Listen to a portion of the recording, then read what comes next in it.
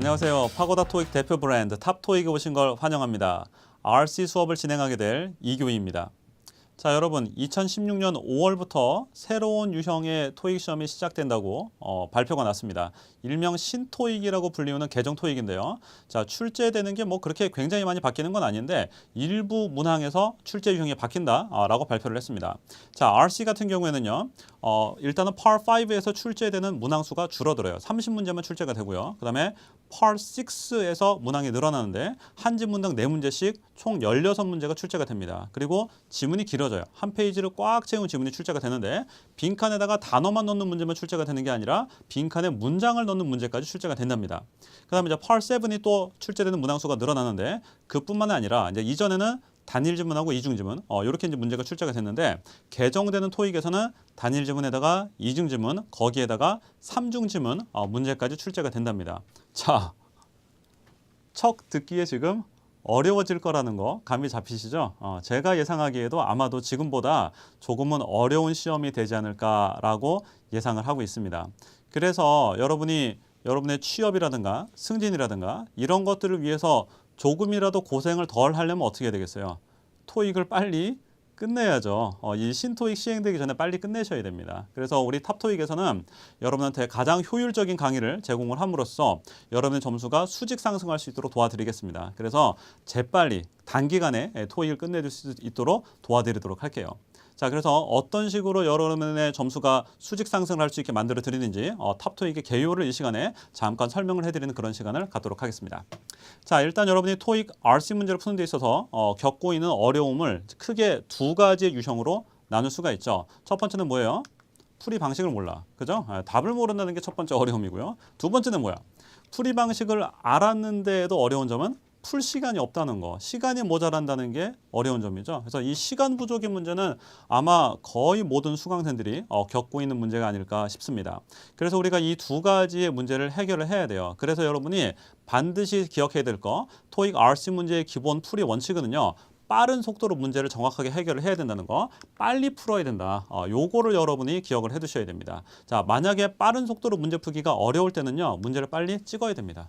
아무거나 찍고 빨리 넘어가야지. 만약에 굉장히 어려운 문제가 출제가 됐어요. 그래서 여러분이 이 문제 어떻게 풀어야 될지 잘 생각이 안 나. 그래서 이 문제를 가지고 막 고민을 해. 2분 생각하고 3분 생각하고 막 5분 생각하고 이런 식으로 오랫동안 고민을 해버리면 안 됩니다. 자, 이렇게 오랫동안 생각을 했을 때는요. 생각해봤자 문제 풀 수 있는 확률도 희박하고요. 만약에 어떻게 하다가 그 문제를 맞췄다 할지라도 여기에서 너무 많은 시간을 허비를 했기 때문에 요 뒤에서 문제를 풀 시간이 줄어들잖아. 이렇게 되면 시간이 모자라니까 아는 문제가 나와도 문제를 틀리게 되는 안타까운 상황이 벌어질 수가 있습니다.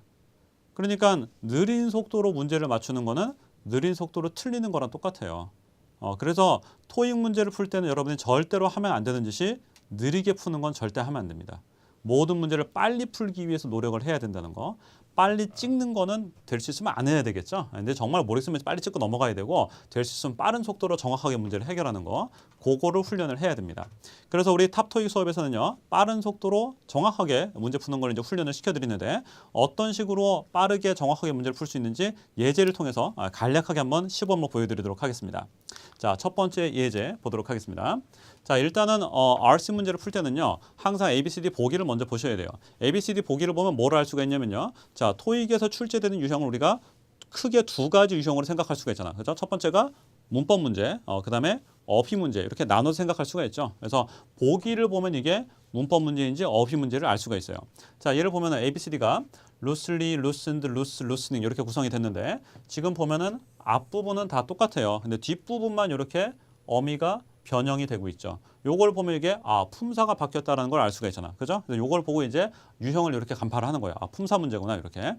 자, 그다음에 이제 문제를 푸는데 여러분이 갖고 있는 습관 중에서 굉장히 나쁜 것 중에 하나가 자꾸 눈이 여기로 가요. 문장 앞부분으로 자꾸 눈이 간다는 게 나쁜 습관이죠. 요거를 막 천천히 읽으면서 막 해석을 하고 이런 식으로 문제를 풀면 시간이 모자랄 수밖에 없어요. 그죠? 자, 우리가 문제를 빨리 풀어야 되니까 일단 여러분의 눈은 보기를 확인한 다음에 무조건 여기 됩니다. 빈칸 앞에 뭐가 있고 빈칸 뒤에 뭐가 있고 요거만 확인이 되면 문제를 쉽게 해결할 수 있어요. 이 문제는 지금 빈칸 앞에 is, 비동사가 있고요. 빈칸 뒤에 based라고 과거 분사가 나왔습니다. 그래서 BPP 사이에 빈칸, 수동태 사이에 빈칸이 있다는 거죠. 자, 수동태 사이에 빈칸이 있을 때는 무조건 정답은 부사가 됩니다. 그래서 이 문제는 바로 정답 A를 빨리 고르고 넘어가셔야 돼요. 자, 그래서 이 문제를 지금 이런 식으로 빠른 속도로 문제를 해결하기 위해서 어떻게 해야 돼? 여러분이 부사가 들어갈 자리를 미리 알고 시험을 봐야 된다는 거죠. 자, 부사가 들어갈 자리를 묻는 문제 같은 경우에는 매달 출제되는데 보통 두세 문제씩은 반드시 출제가 되고 있습니다. 그래서 반드시 확실하게 익혀둔 상태에서 시험을 보셔야 됩니다. 자, 부사가 들어가는 자리를 제가 정리를 해봤어요.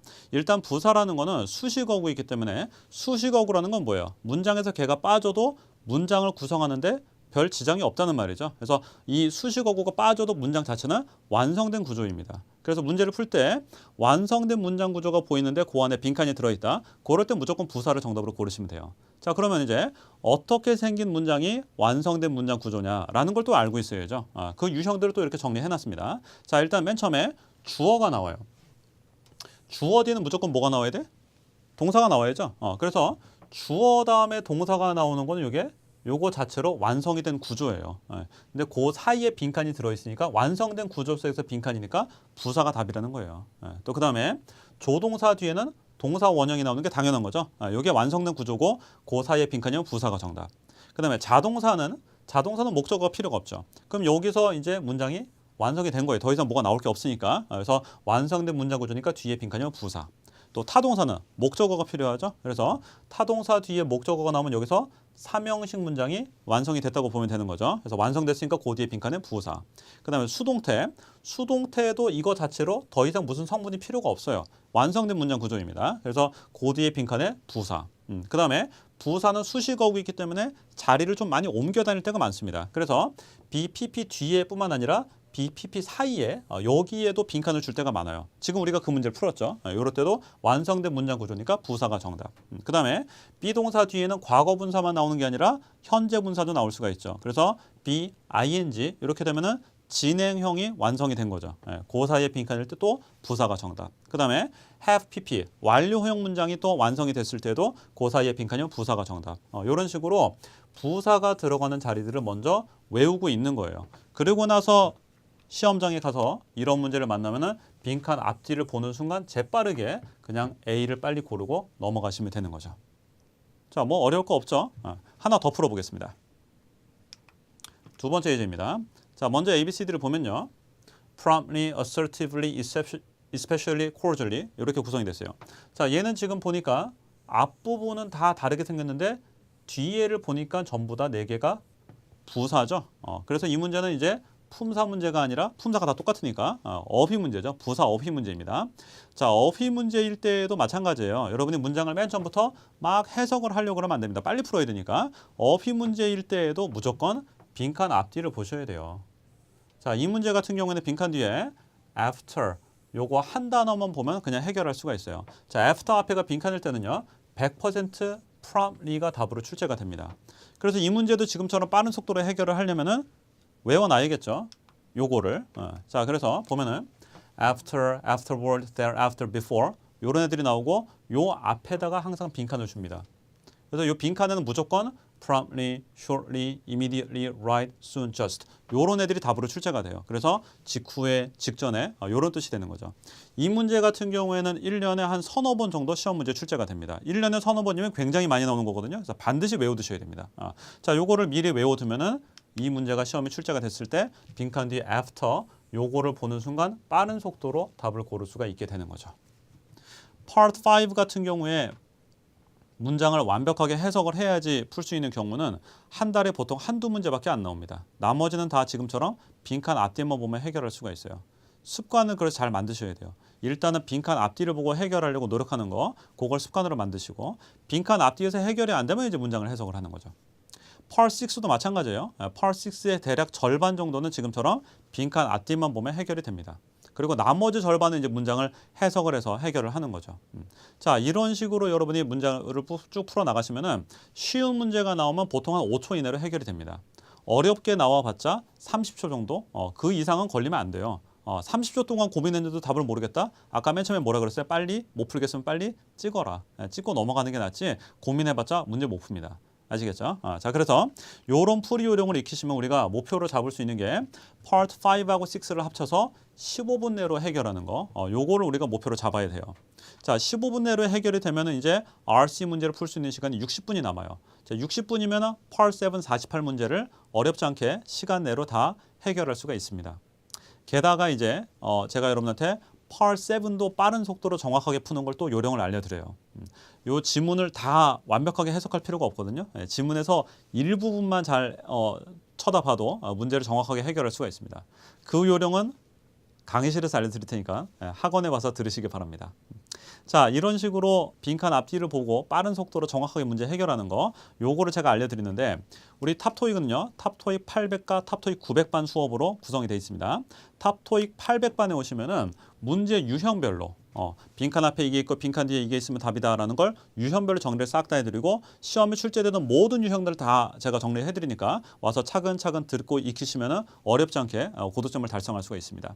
그런데 여러분이 유형별로 이렇게 알려드리는 걸 수업 시간에 들으면 다 이해를 하거든요. 어렵지가 않은데 시험장에 가서 막상 내가 스스로 문제를 풀려고 하면 이게 또 적용이 안 될 때가 많죠.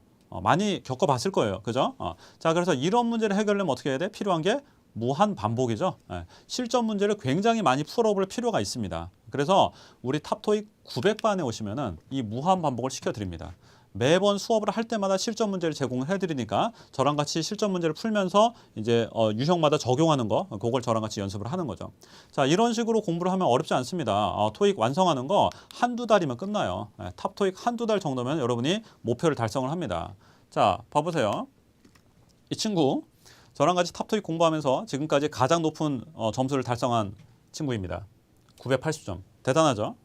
이 친구 제 기억으로 한 달인가 밖에 수업 안 들었어요. 자, 이 친구의 점수가 여러분의 점수가 될 수 있습니다.